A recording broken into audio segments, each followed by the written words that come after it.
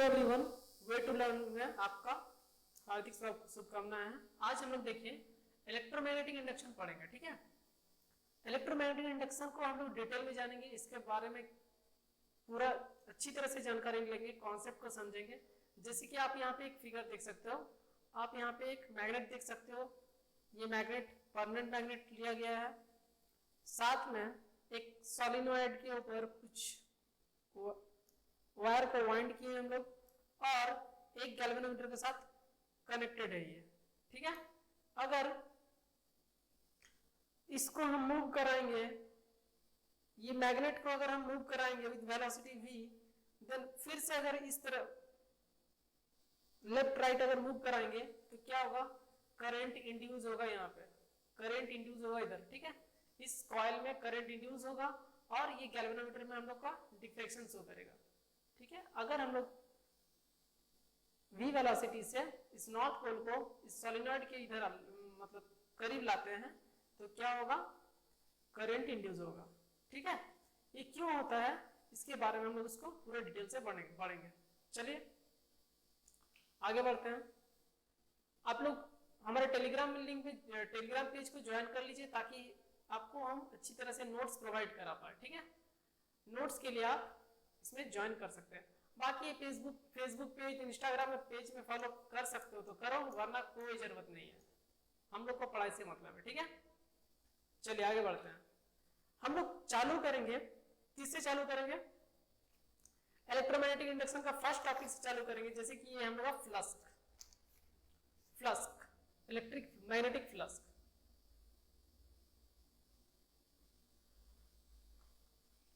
Magnetic flux से हम लोग चालू करेंगे। ठीक है, ये मैग्नेटिक फ्लक्स क्या है इसके बारे में पहले हम लोग देख लेते हैं।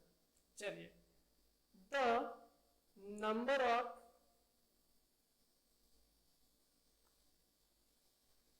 Field line passes perpendicular through a surface is called flux। क्या कहते हैं, फ्लक्स कहते हैं। किसको कहते हैं, चलिए एक एग्जांपल लेते हैं। मान लीजिए हम लोग के पास एक सरफेस है, ये हम लोग का सरफेस है। अगर यहाँ पे हम मैग्नेटिक फील्ड लाइन ड्रॉ करें, देखिए ड्रॉ करें, ये क्या है, ये डॉट साइन जो है ये मैग्नेटिक फील्ड लाइन को रिप्रेजेंट कर रहा है। ये dot sign magnetic field line को रिप्रेजेंट कर रहा है। अगर हम क्रॉस और डॉट की बात करें तो देखिए क्रॉस साइन जो है ये क्या है, इनवर्ड डायरेक्शन में शो कर रहा है, perpendicular to the plane of the paper, inward. और अगर हम डॉट के बारे में बात करें मतलब ये आउटसाइड द पेपर शो कर रहा है। मतलब ये अगर हम लोग का एक आप सीट लोगे, है ना, हम लोग का ये पेपर है मान लीजिए जिसमें हम लोग लिख रहे हैं, अगर इसका जहां हम लोग पेन लिख रहे हैं परपेंडिकुलर टू द प्लेन, मतलब उस पेपर से निकलता हुआ जो फील्ड है लाइन है उसको हम लोग क्या बोलेंगे, आउटवर्ड बोलेंगे। अगर अंदर की ओर जा रहा तो वो इनवर्ड है। क्रॉस साइन इनवर्ड को रिप्रेजेंट करता है और डॉट साइन आउटवर्ड डायरेक्शन को शो करता है। ठीक है, तो चलिए इस तरह से कुछ इमेजिन कीजिए आप लोग। ये हम लोग का क्या है, एक सरफेस है, यहां से हम मैग्नेटिक फील्ड लाइन पास करा रहे हैं। देखिए ये हम लोग का मैग्नेटिक फील्ड लाइन है ना, ये हम लोग का मैग्नेटिक फील्ड लाइन से ऐसे हम लोग पार करा दिए बी। तो देखिए सरफेस के परपेंडिकुलर में जो मैग्नेटिक लाइन पास हो रहा है, देखिए परपेंडिकुलर लाइन बना रहा है ना, परपेंडिकुलर बना रहा है, तो ये सब इसको क्या बोलेंगे लोग, मैग्नेटिक फ्लक्स बोलेंगे। मतलब एक एरिया में कितना मैग्नेटिक फील्ड लाइन पास कर रहा है परपेंडिकुलर टू द सरफेस, वो क्या हम लोग का मैग्नेटिक फ्लक्स है। ठीक है, उसको हम लोग रिप्रेजेंट करते हैं phi of B, phi B से रिप्रेजेंट करते हैं। ओके, अच्छा, phi B is equal to, phi B को हम लोग प्रोपोर्शनल टू क्या बोल सकते हैं, directly proportional to B. B मतलब magnetic field line, means phi जो है प्रोपोर्शनल टू है, क्या है, phi B is equal to proportional to magnetic field line. Magnetic field से डायरेक्टली प्रोपोर्शनल का रिलेशन होता है। फाई मतलब किस पे डिपेंड कर रहा है, मैग्नेटिक फील्ड बी पे डिपेंड कर रहा है। ठीक है, ये देखिए, ये जो आपका ये जो डायग्राम है, यहाँ पे डायग्राम देख सकते हैं। डायग्राम में क्या है, अगर हम यहाँ पे बात करेंगे, देखिए ये north pole to south pole का डायरेक्शन में अगर हम लोग फील्ड लाइन बनाते हैं, मैग्नेटिक फील्ड लाइन कुछ इस तरह से बनेगा। देखिए कुछ इस तरह से मैग्नेटिक फील्ड लाइन बनेगा। ये वाला मैग्नेटिक फील्ड लाइन है, ये मैग्नेटिक फील्ड लाइन है, ये क्या है हम लोग का मैग्नेटिक फील्ड लाइन। कुछ ऐसे हो जाएगा और ये कुछ ऐसे पार होगा, ठीक है। North pole to south pole, outside the magnet क्या होता है, north pole to south pole हम लोग का एरो रहेगा। Inside the magnet south pole to north pole, इस तरह से मैग्नेटिक फील्ड का डायरेक्शन रहेगा। ओके, क्लियर हो ही रहा होगा सबको आप लोगों को, ठीक है। ये हम लोग क्या है, मैग्नेटिक फील्ड लाइन है। अब देखिए नेक्स्ट स्लाइड में आते हैं हम लोग, है ना। यहाँ पे थोड़ा भर चुका है जगह। देखिए यहाँ पे देखिए, मतलब सीधा सीधे हम लोग बोल दिए phi B depend on magnetic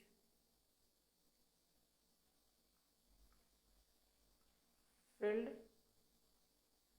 line, ठीक है, मैग्नेटिक फील्ड लाइन के ऊपर डिपेंड कर रहा है। और एक पॉइंट लिखते हैं, if area increases then magnetic field line magnetic flux also increases। क्या मतलब है इसका, अगर एरिया इंक्रीज करता है मैग्नेटिक फ्लक्स ऑल्सो इंक्रीज कर लेगा। चलिए देखते हैं, एक मैग्नेट है, ये साउथ पोल है, ये नॉर्थ पोल है, इसका फील्ड लाइन कुछ ऐसा है। फील्ड लाइन देखते हैं, चलिए ये फील्ड लाइन हुआ इसका, ठीक है। ये फील्ड लाइन हम रिप्रेजेंट किए हैं। और देखिए ये एरो है, ये सब एरो है मैग्नेटिक फील्ड लाइन का, है ना। इस तरह से कुछ होगा, जितना दूर जाएगा उतना बढ़ेगा। हम लोग जानते हैं जितना पास रहेंगे मैग्नेट का पास जितना रहेंगे मैग्नेटिक स्ट्रेंथ उतना ज्यादा रहता है, क्योंकि अगर पास रहेंगे तो क्या हुआ, more number of magnetic field lines are associated to that particular area. तो क्या होगा, डेंसिटी, मैग्नेटिक फील्ड लाइन का जो डेंसिटी है वो ज्यादा है, बहुत ज्यादा है। अगर ज्यादा है तो सामने में क्या है, मैग्नेटिक फील्ड स्ट्रेंथ ज्यादा है। और अगर थोड़ा थोड़ा हम दूर जाते रहेंगे तो क्या होगा, देखिए दूर जितना दूर जाएंगे तो ये क्या होगा, लेस क्राउडी हो जाएगा। मैग्नेटिक फील्ड लाइंस का जो क्राउडीनेस है वो क्या हो जाएगा, डिक्रीज होगा। अगर क्राउड डिक्रीज हो गया मैग्नेटिक फील्ड लाइन का तो मैग्नेटिक स्ट्रेंथ भी घट जाएगा, ठीक है, घट जाएगा, डिक्रीज कर जाएगा। अब चलिए देखिए, हम यहाँ पे हम एक एरिया, कुछ भी एक कॉइल को कंसीडर करते हैं। चलिए देखिए, ये कॉइल को हम कंसीडर किए। देखिए इस कॉइल में ये लूप है ए बी सी डी। इसमें क्या होगा, अगर हम देख सक रहे हैं यहाँ पे कितना total number of magnetic field line कितना है, इस सरफेस एरिया से, ये जो सरफेस एरिया है कॉइल का जो एरिया है, इससे कितना मैग्नेटिक फील्ड लाइन पार कर रहा है, 1 2 3 4 मैग्नेटिक लाइन फील्ड पार कर रहा है, ठीक है। अगर हम पास ले आएंगे, थोड़ा और पास ले आते, चलिए इसको और पास ले आते हैं, हम यहां पे ले आते हैं, तो देखिए कितना सारा पास कर रहा है, ए बी सी डी है। यहाँ पे बहुत सारा फील्ड लाइन पास कर रहा है, 1 2 3 4 5 6 7 8 9 10, टोटल 10 मैग्नेटिक फील्ड लाइन पास कर रहा है। मतलब मैग्नेटिक फ्लक्स क्या हो गया, चेंज हो गया। अगर देखिए यहाँ पे 4 था, इधर आए तो 10 हो गया। इस तरह से अगर मैग्नेटिक फील्ड लाइंस का अगर नंबर चेंजेस होता है, यहाँ पे इस एरिया में, पर्टिकुलर एरिया में 4 इंक्रीज कर रहा था, लेकिन यहाँ पे क्या हो गया, 10 मैग्नेटिक फील्ड लाइन पार हुआ, तो क्या हो गया हम लोग का मैग्नेटिक फील्ड लाइन चेंज हो गया। अगर चेंज होता है तो क्या होगा, हम लोग का यहाँ पे करेंट इंड्यूस हो जाएगा, ठीक है। चलिए डायरेक्शन का बात नहीं करते, किधर से डायरेक्शन, करंट का डायरेक्शन क्या होगा, हम ये बात नहीं कर रहे हैं, फिलहाल हम एक रैंडमली ऐसे डायरेक्शन चूज कर लिए। ये डायरेक्शन तो पढ़ेंगे हम लोग लेंज लॉ में, ठीक है। चलिए यहाँ तक समझ में आ गया होगा। मान लीजिए तो ये हम लोग समझे कि एक फील्ड, एक सरफेस है, अगर सरफेस से परपेंडिकुलरली अगर मैग्नेटिक फील्ड पास हो रहा है तो उसको हम लोग क्या बोलते हैं, फ्लक्स बोलते हैं। चलिए एरिया वेक्टर के बारे में देख लेते हैं। ये फाई इक्वल टू क्या होता है, phi B is equal to B dot A होता है। एरिया, ये क्या है, area, area vector, B vector dot area, B vector B और magnetic field line plus dot area vector, ठीक है। ये हो गया हम लोग का फ्लक्स का फॉर्मूला। एरिया वेक्टर किसको बोलते हैं, कोई भी एक सरफेस है, कोई भी एक सरफेस है, इसके परपेंडिकुलर एरिया वेक्टर क्या होगा, उसका डायरेक्शन क्या होगा, ऑलवेज उसका परपेंडिकुलर होगा। वो एक सरफेस है, मान लीजिए क्यूब है, ये एक क्यूब है, तो इसका एरिया वेक्टर क्या होगा, यहां से perpendicularly radially outward to the surface, तो हम लोग का क्या होगा, एरिया वेक्टर। इधर भी क्या होगा, ये देखिए ए वेक्टर, इधर भी क्या होगा, ए वेक्टर, परपेंडिकुलरली आउट, ये भी परपेंडिकुलरली आउटसाइड, ये परपेंडिकुलर होना चाहिए सरफेस से, ये क्या क्या बोलते हैं इसको, एरिया वेक्टर। सिमिलरली जो फेस हमको नहीं दिख रहा है, देखिए इधर में एक फेस नहीं दिख रहा है, तो ये क्या हो गया, ये भी हम लोग का एरिया वेक्टर हो गया। मतलब एरिया वेक्टर क्या है, perpendicular to the surface always area vector का डायरेक्शन होगा, ठीक है। तो ये हो गया हम लोग का बी डॉट ए, फाई का हम लोग का फॉर्मूला, मैग्नेटिक फ्लक्स का फॉर्मूला बी डॉट ए। मान लीजिए इधर हम लिए ये एक हम लोग का एरिया है, लूप है, जहां से मैग्नेटिक फील्ड लाइन कुछ इस तरह से पास कर रहे हैं, तो ये तो परपेंडिकुलर बना रहा है। इसका अगर एरिया वेक्टर हम देखेंगे तो क्या होगा, रेडियली आउटवर्ड, ये हम लोग का ए वेक्टर है और ये हम लोग का बी वेक्टर है। देखिए ए वेक्टर ये है, बी वेक्टर को किसी और कलर में रिप्रेजेंट कर देते हैं। चलिए बी वेक्टर को यहाँ पे हम ग्रीन कलर से रिप्रेजेंट करते हैं, ये बी वेक्टर है, ये ए वेक्टर हो गया और इधर ए वेक्टर,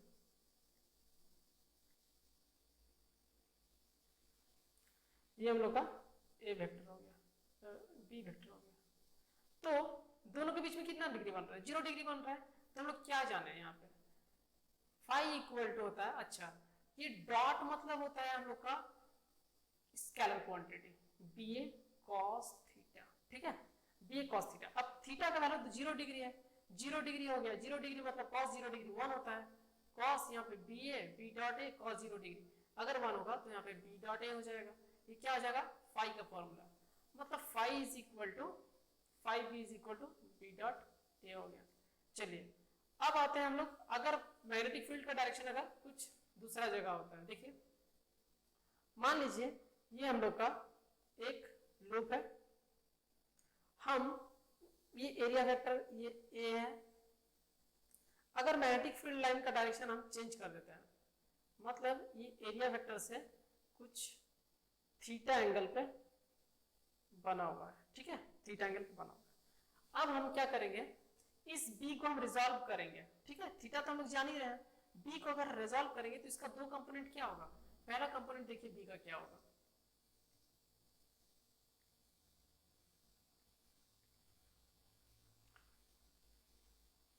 बी का पहला कंपोनेंट होगा, एक हॉरिजॉन्टल होता है एक वर्टिकल होता है। देखिए ये वाला जो होगा थीटा के अलाउंड जो कंपोनेंट होगा ये हम लोग का होगा बी कॉस थीटा, ठीक है। और हम लोग का जो ये क्या है, ये हॉरिजॉन्टल कंपोनेंट हो गया बी कॉस थीटा, लेकिन ये कौन सा कंपोनेंट है, ये हम लोग का है बी साइन थीटा, ठीक है। दो कंपोनेंट हम लोग देख चुके हैं, एक बी कॉस थीटा एक बी साइन थीटा। अब बात हुआ ये बी साइन थीटा के बारे में। चलिए अगर बी साइन थीटा के बारे में अगर बात करते हैं तो बी साइन थीटा को हम लोग कंसीडर नहीं करेंगे, इस कंपोनेंट को क्यों नहीं करेंगे, देखते हैं। बी साइन थीटा को हम लोग कंसीडर नहीं करेंगे क्योंकि मैंने पहले ही कहा है फ्लक्स हम phi equal to B dot A cos theta लेंगे, ठीक है। और जो है जो हम लोग का फील्ड लाइन है वो ऑलवेज मतलब जो मैग्नेटिक जो फील्ड लाइन है वो perpendicular to that area, to that particular area, वो हम लोग क्या होगा, वही हम लोग का वही कंपोनेंट को हम लोग कंसीडर करेंगे। ठीक है, मतलब इस कंपोनेंट का तो कोई यूज ही नहीं है। ये तो देखिए ये सरफेस का परपेंडिकुलर तो है नहीं, सरफेस के परपेंडिकुलर कौन है, सरफेस के परपेंडिकुलर कौन सा कंपोनेंट है, बी कॉस थीटा है, बी कॉस थीटा ही है हम लोग का एक कंपोनेंट जो कि सरफेस के परपेंडिकुलर है, इसीलिए हम लोग इसको इस कंपोनेंट को कंसीडर किए हैं। ठीक है, तो इसी तरह से हम लोग इसका हम लोग यूज नहीं आ रहा है, तो phi is equal to B A, phi B is equal to B A B dot A cos theta, इसी तरह से ये फॉर्मूला आ जाता है और थीटा का रोल भी यहाँ पे यूज होगा, धीरे धीरे थीटा का रोल यूज होगा। देखिए अब जो बी है ये फाई जो है किस पे डिपेंड कर रहा है, मैग्नेटिक फील्ड लाइन पे, फाई जो है एरिया पे डिपेंड कर रहा है, और फाई जो है ये हम लोग का थीटा पे भी डिपेंड कर रहा है, मतलब तीन फैक्टर आ गए हम लोग के पास, फाई जिसके ऊपर डिपेंड कर रहा है थीटा के ऊपर, मतलब ये थीटा को थीटा अगर 0 डिग्री हो रहा है, थीटा अगर 0 डिग्री हो रहा है तो हम लोग का cos theta cos 0 degree equal to 1 होता है, जो कि फाई क्या होगा, फाई भी हो जाएगा मैक्सिमम, फाई भी मैक्सिमम होगा। अब थीटा इज इक्वल टू अगर 90 डिग्री हो जाएगा तो cos 90 क्या होता है, cos 90 डिग्री हम लोग का 0 हो जाएगा, तो फाई भी जो होगा हम लोग का क्या हो जाएगा, मिनिमम हो जाएगा। ठीक है, मैग्नेटिक फ्लक्स मिनिमम होगा। इसी तरह से हम लोग देख रहे हैं कि किस तरह से फाई का क्या रोल है, कहाँ किसके ऊपर डिपेंड करेगा, मेरे लिए 3 फैक्टर्स के ऊपर डिपेंड करेगा फाई।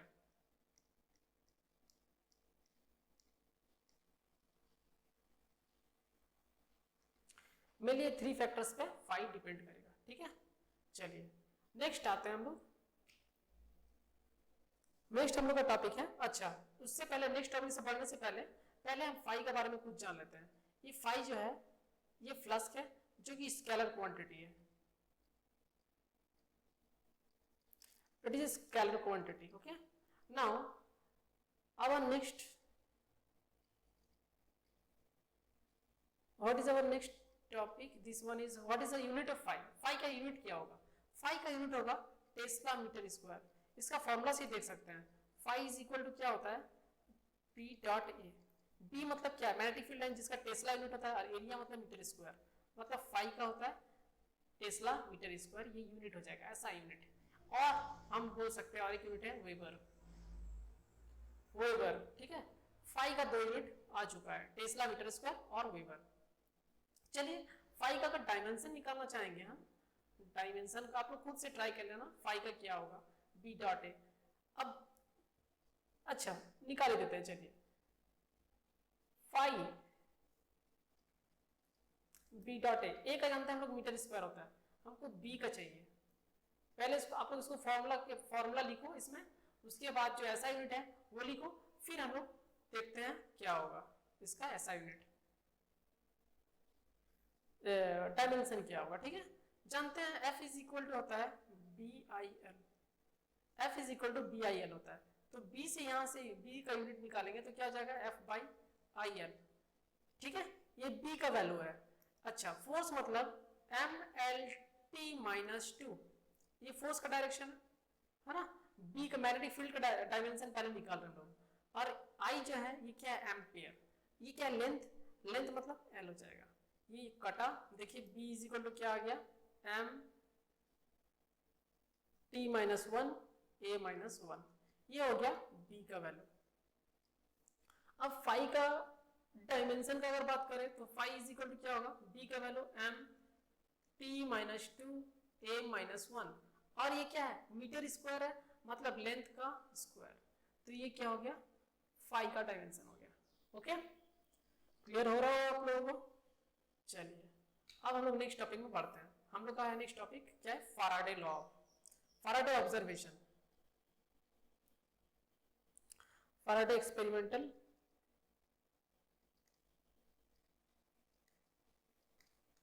ऑब्जर्वेशन।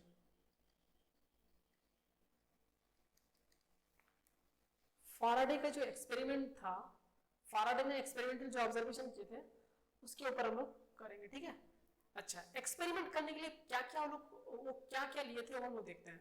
चलिए बहुत ही इंटरेस्टिंग ये था, एक्चुअली एक्सीडेंटली ये एक्सपेरिमेंट हुआ था, तो देखिए एक्सपेरिमेंट कैसे हुआ था।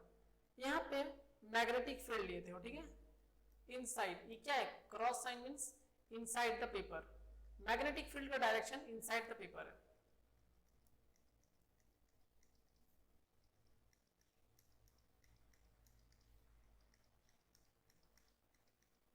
ये हम लोग का मैग्नेटिक फील्ड डायरेक्शन है, मैग्नेटिक फील्ड का डायरेक्शन है।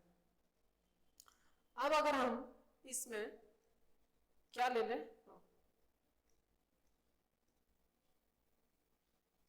इसमें क्या किए, एक लूप लिए इस तरह से, कंडक्टिंग लूप लिए, ठीक है, ये क्या हो जाएगा, ये लूप हो जाएगा विच इज कंडक्टिंग, ये कंडक्टिंग लूप है। अब देखिए क्या हुआ, ये तो मैग्नेटिक फील्ड है, डायरेक्शन क्या है, inside the paper,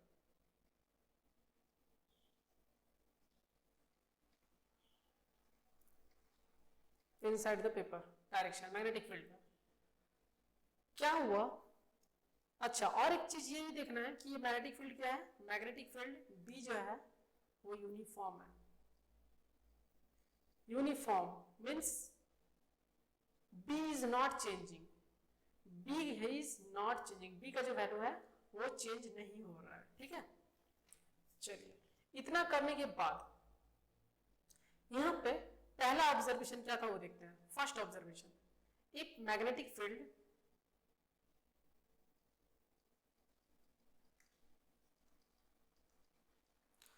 vary EMF induced, ठीक है, magnetic field induce, if magnetic field vary, magnetic field अगर वैरी करेगा तो क्या होगा, ईएमएफ इंड्यूस होगा, ठीक है। मतलब देखिए ये मान लीजिए ये कुछ मैग्नेटिक फील्ड है, यहाँ पे एक लूप ले लिया और ये लूप को हम इधर उधर मूव कराते रहे, मूव करा रहे हैं, ठीक है।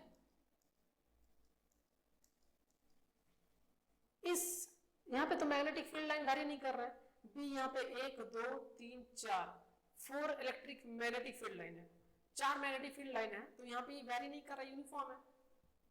अगर ये चीज यूनिफॉर्मिटी मेंटेन ना हो, मतलब अगर वैरी करे मैग्नेटिक फील्ड का वैल्यू अगर वैरी हो तो क्या होगा, यहाँ पे ईएमएफ इंड्यूस होगा, ईएमएफ मींस इलेक्ट्रोमोटिव फोर्स, अगर ईएमएफ इंड्यूस होता है तो यहाँ पे इंड्यूस करंट डेवलप होगा, करंट विल डेवलप, ठीक है, करंट फ्लो करने लगेगा यहाँ पे इस तरह से। डायरेक्शन का बात नहीं कर रहे फिर से, ठीक है, ये ऑब्जर्वेशन का बात हो रहा है, हम लोग डायरेक्शन लेंज लॉ में पढ़ेंगे किस तरह से निकालना, ये भी हम लोग सीखेंगे। ये हम लोग का पहला ऑब्जर्वेशन था, मींस अगर मैग्नेटिक फील्ड अगर वैरी कर रहा है, मैग्नेटिक फील्ड अगर वैरी कर रहा है तो क्या होगा, ईएमएफ इंड्यूस होगा, ठीक है। चलिए सेकंड ऑब्जर्वेशन क्या था हम लोग का, सेकंड ऑब्जर्वेशन पे आते हैं। Observation 2, if radius of the coil vary, then EMF induce, ठीक है। अगर रेडियस वेरी करेगा, बैठ के खींचते रहो, है ना, ये लूप को बैठ के खींचते रहिए आप लोग, चेंज कराते रहिए, क्या होगा, ईएमएफ इंड्यूस होगा। अगर हम वेरी कराएंगे रेडियस को, किसका, कॉइल का, तो क्या इंड्यूस होगा, ईएमएफ इंड्यूस होगा। ईएमएफ अगर इंड्यूस होता है तो इंड्यूस करंट डेवलप होगा, इंड्यूस करंट विल डेवलप, ठीक है। ये हम लोग का दूसरा पॉइंट हुआ ऑब्जर्वेशन का। पहला पॉइंट देखिए क्या, पहला पॉइंट ये देखें कि अगर हम मैग्नेटिक फील्ड को वैरी कराते हैं तो ईएमएफ इंड्यूस होगा, कहां पे, ये जो लूप है मैग्नेटिक फील्ड के अंदर में जो लूप रखा गया है उसमें क्या होगा, ईएमएफ इंड्यूस होगा। ईएमएफ अगर इंड्यूस होता है तो करंट भी फ्लो करेगा, इंड्यूस करंट फ्लो करने लगेगा, ठीक है। दूसरा हम लोग का ये है कि दूसरा पॉइंट हम लोग का, अगर रेडियस को अगर वैरी कराते हैं तो कॉइल में ईएमएफ इंड्यूस होगा, अगर ईएमएफ इंड्यूस होगा तो इंड्यूस करंट फ्लो करेगा। सेकंड थर्ड देखते हैं। चलिए थर्ड पॉइंट है angle. If angle between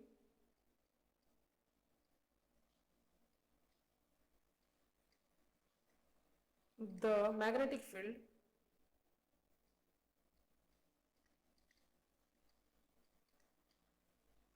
and area vector will change, then EMF induce। ठीक है, ये हम लोग का हुआ तीसरा पॉइंट। तीसरा पॉइंट में हम लोग क्या देखें, अगर हम लोग का एंगल चेंज हुआ किसके किसके बीच में, मैग्नेटिक फील्ड, मैग्नेटिक फील्ड मतलब B, area vector, magnetic field और एरिया वेक्टर के बीच में अगर एंगल चेंज हुआ, हम लोग जानते हैं फॉर्मूला क्या है, phi is equal to B dot A cos theta. तो एरिया, अगर एरिया वेक्टर और मैग्नेटिक फील्ड के बीच में अगर एंगल चेंज हुआ तो उसमें क्या होगा, तो भी ईएमएफ इंड्यूस होगा। ठीक है, तो भी ईएमएफ इंड्यूस होगा। ये तीन ऑब्जर्वेशन था। ऑब्जर्वेशन क्या क्या चलती किस लिए था, अगर हम एक लूप को मैग्नेटिक फील्ड में रख दें तो किस तरह से हम लोग का मैग्नेटिक फील्ड मतलब ईएमएफ इंड्यूस हो रहा है उसके बारे में था, और अगर ईएमएफ इंड्यूस हो रहा है तो करंट भी डेवलप करेगा। ये हम लोग का फैराडे एक्सपेरिमेंटल ऑब्जर्वेशन था। ठीक है, चलिए आगे देखते हैं। तो इसका कंक्लूजन क्या रहा, कंक्लूजन देखिए, ये जो एक्सपेरिमेंट था, एक्सपेरिमेंट का हम लोग ऑब्जर्वेशन को थोड़ा लिख लेते हैं। पहला ऑब्जर्वेशन था, फर्स्ट वन,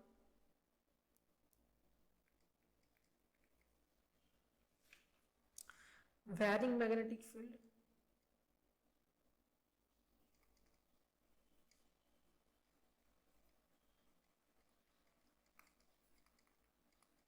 ठीक है।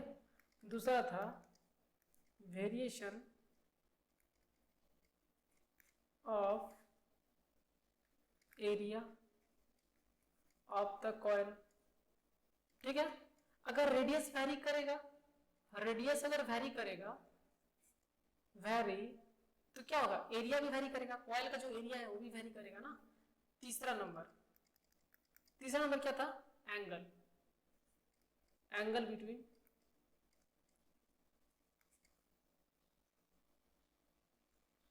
B and A vector, magnetic field line और ए वेक्टर के बीच में जो एंगल होगा उसके ऊपर भी ये एक्सपेरिमेंटल ऑब्जर्वेशन था। ठीक है, ये तीन ऑब्जर्वेशन किया गया। अगर ये तीन अगर सेटिस्फाई करता है, मतलब ये तीन अगर ऑकर हो रहा है, तो हम लोग का लूप में क्या होगा, करंट का इंडक्शन होगा, इंड्यूस करंट। अच्छा, इंडक्शन का मतलब क्या होता है, ये जो टर्म है इंडक्शन, इंडक्शन का मतलब देखिए, ये इलेक्ट्रोस्टैट में हम लोग पढ़े थे, है ना। मतलब हम कोई चीज को टच नहीं कर रहे हैं और वो ऑकर हो रहा है। ठीक है, एक टाइप से बोलो, आप क्या इस लूप में करंट फ्लो करवाए, नहीं करवाए ना, नहीं कराए, फिर भी यहाँ पे क्या हो गया, करंट फ्लो कर गया। क्यों, because of the variation of magnetic field, है ना। इसको हम लोग क्या बोलते हैं, इंडक्शन बोलते हैं। Without any touching the object और anything, means without touching current will flow in this circuit. हम टच नहीं कर रहे हैं लेकिन क्या हो रहा है, वो लूप में करंट फ्लो कर रहा है, इसको बोलते हैं हम लोग इंडक्शन। जैसे देखिए, अगर हम एक बैटरी लेते हैं, सेल, और यहाँ पे एक बल्ब लगाते हैं, तो क्या होगा, यहाँ पे करंट फ्लो करेगा, है ना।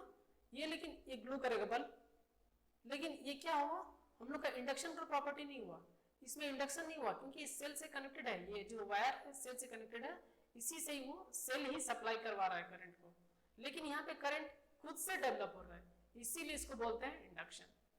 ठीक है, चलिए अब हम लोग आते हैं फैराडे लॉ पे आते हैं। फैराडे लॉ, फैराडे लॉ क्या कहता है ये हम लोग देख लेते हैं थोड़ा। चलिए Faraday law of electromagnetic induction. Faraday law of electromagnetic induction. देखिए पहला लॉ लिखते हैं हम लोग, ठीक है। First law law of E electro EMI, वो वाला ईएमआई नहीं, बैंक वाला EMI नहीं, ठीक है। ये हो गया इलेक्ट्रोमोटिव इंडक्शन का। व्हेनेवर, देखिए फर्स्ट लॉ ये बोलता है whenever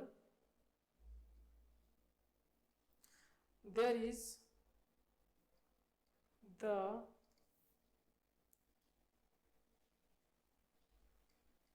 change in magnetic flux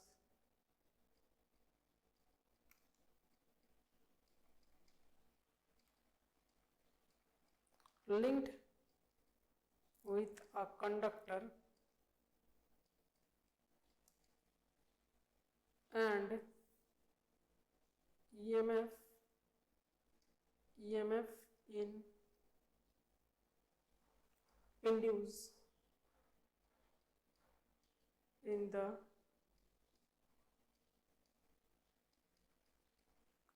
the conductor if the conductor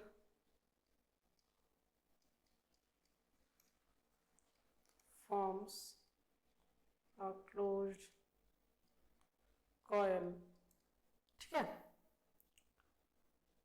and induce current, N होगा यहाँ पे, and induce current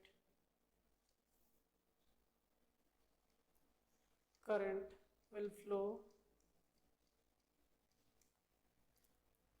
through the conductor, ठीक है। ये हम लोग पहला लॉ होगा। देखिए whenever there is change in magnetic flux, जब मैग्नेटिक फ्लक्स में चेंजेस आएगा, जब मैग्नेटिक फ्लक्स में चेंजेस आएगा और वो कंडक्टर मैग्नेटिक फील्ड में रखा हुआ है, तो क्या होगा, उस कंडक्टर में ईएमएफ इंड्यूस होगा और ईएमएफ इंड्यूस होगा तो करंट फ्लो होगा, ठीक है। ये हम लोग का ये लॉ बता रहा है। देखिए change in the magnetic field linked with the conductor, the EMF induce in the conductor, है ना, the EMF induce in the conductor if the conductor form a close coil.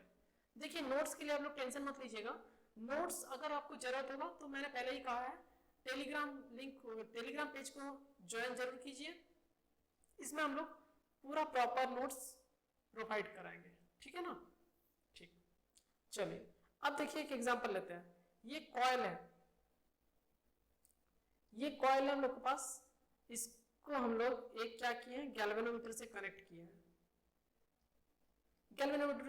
किए हैं, और एक आ जाते हैं मैग्नेट ले लेते हैं, एक मैग्नेट ले लेते हैं यहाँ से। तो देखिए एक मैग्नेट है, ये नॉर्थ पोल है और ये साउथ पोल है, और इस मैग्नेट को क्या कराते हैं, मूव कराते हैं। अगर इस मैग्नेट को हम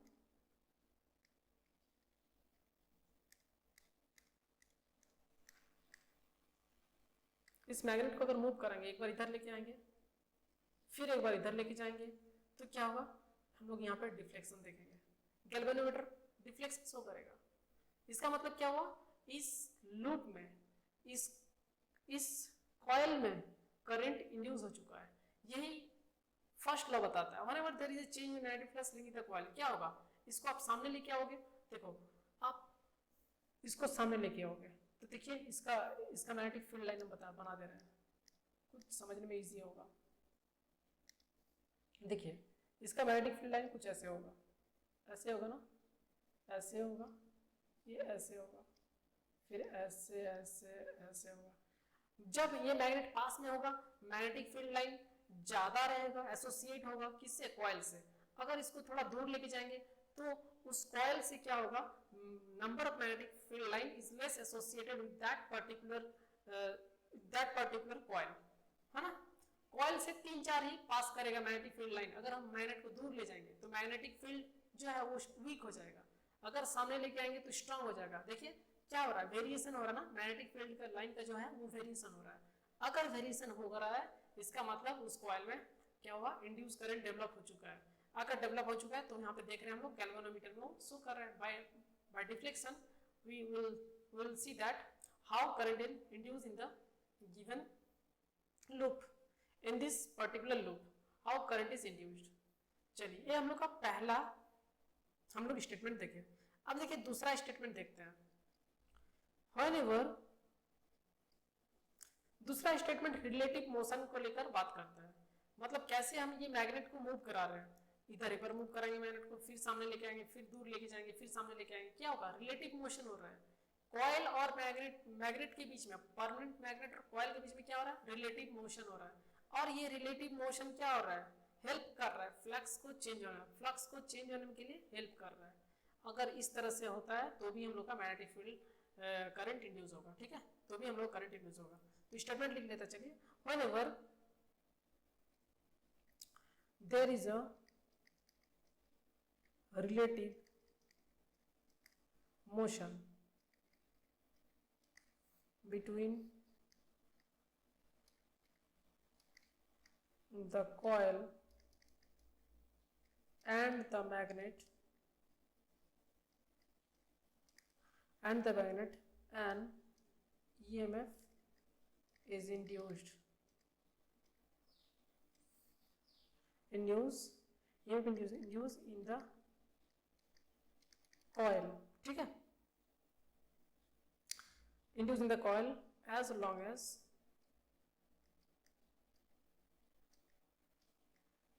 the change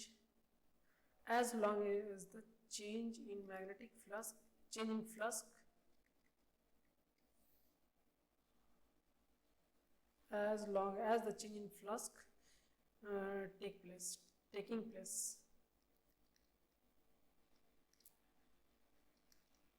ठीक है। जब तक हम लोग का चेंज इन मैग्नेटिक फ्लक्स होता रहेगा तब तक करंट इंड्यूस होता रहेगा, ठीक है। और ये रिलेटिव मोशन अगर करेंगे हम लोग तो करंट हम लोग का इंड्यूस होगा। यही हम लोग का मेन कहना चाह रहा है ये स्टेटमेंट। ये दूसरा स्टेटमेंट हो गया।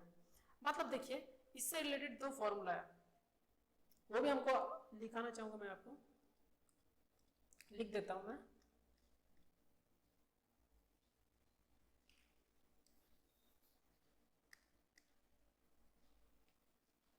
देखिए हम ई का बात करेंगे, ई एवीजी एवरेज और ई INST इंस्टेंटेनियस मींस एक पर्टिकुलर टाइम पे जो वैल्यू है।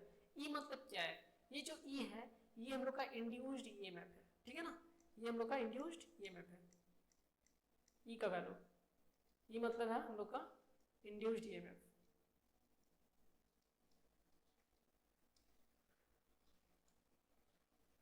ये इंड्यूस्ड ईएमएफ है। देखिए ई एवरेज का वैल्यू क्या होगा, ये एवरेज का वैल्यू होगा d∅dt delta T, delta phi by delta T. देखिए डेल्टा का मतलब क्या होता है, एवरेज का मतलब हम लोग जानते हैं क्या है, एवरेज का मतलब मान लीजिए हम लोग का 1 2 3 4 है, हम लोग को 4 डाटा पे होगा, एवरेज निकालना है तो क्या करेंगे, सबको ऐड करके डिवाइडेड बाय 4 करेंगे, डिवाइडेड 4 करेंगे तो एवरेज निकल जाएगा, ठीक है। इसी तरह से ये हम लोग का एवरेज है। टोटल जो इंस्टेंटेनियस जो हम लोग इंड्यूस ईएमएफ जो है ये क्या है, ईएमएफ एवरेज है, इसको हम लोग एवरेज बोलते हैं। और इंस्टेंटेनियस मतलब d∅dt, मतलब एक पर्टिकुलर टाइम में, एक very small interval of time में फ्लक्स कितना चेंज हो रहा है वो क्या हम लोग का इंस्टेंटेनियस ईएमएफ है ना। और एवरेज क्या है, एक टाइम पीरियड के लिए कितना चेंज, मतलब एवरेज क्या हुआ एक पर्टिकुलर टाइम पीरियड में फ्लक्स कितना चेंज हुआ है, ठीक है, उसका एवरेज अगर निकाले तो हम लोग क्या हो जाएगा, वो ईएमएफ एवरेज आ जाएगा, ठीक है। ये दोनों हम लोग का इंड्यूस ईएमएफ का फॉर्मूला हुआ। अच्छा यहाँ पे इंड्यूस INDUC होगा, ठीक है, स्पेलिंग में थोड़ा इग्नोर कीजिएगा, ये थोड़ा पेन टैब में लिखने का हैबिट नहीं है, इसी में दिक्कत हो रहा है। चलिए आगे आते हैं हम लोग। जनरली होता है E is equal to delta phi by delta T, ये हम लोग एवरेज हुआ। देखिए पहले ये जो है यहाँ पे हम लोग साइन का भी यूज करते हैं, यहाँ पे नेगेटिव साइन होता है, ठीक है। ये नेगेटिव साइन जो होता है ये एक्चुअली हम लोग लेंज लॉ में पढ़ेंगे, लेंज लॉ क्या बताएगा ये हम लोग आगे देखेंगे, ठीक है। अच्छा, और देखिए कहाँ आ गया,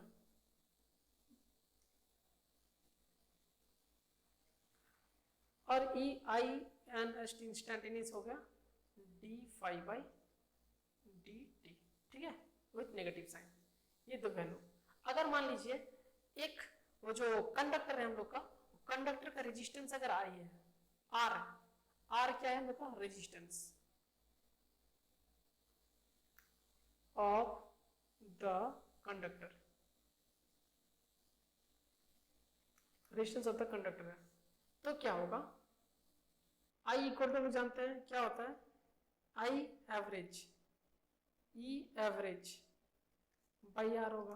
तो ई एवरेज का वैल्यू क्या है D phi by D T, तो आई ए वी मतलब इंड्यूस करंट निकालना चाह रहे हैं हम, इंड्यूस करंट क्या है वो हम लोग निकालना चाह रहे हैं।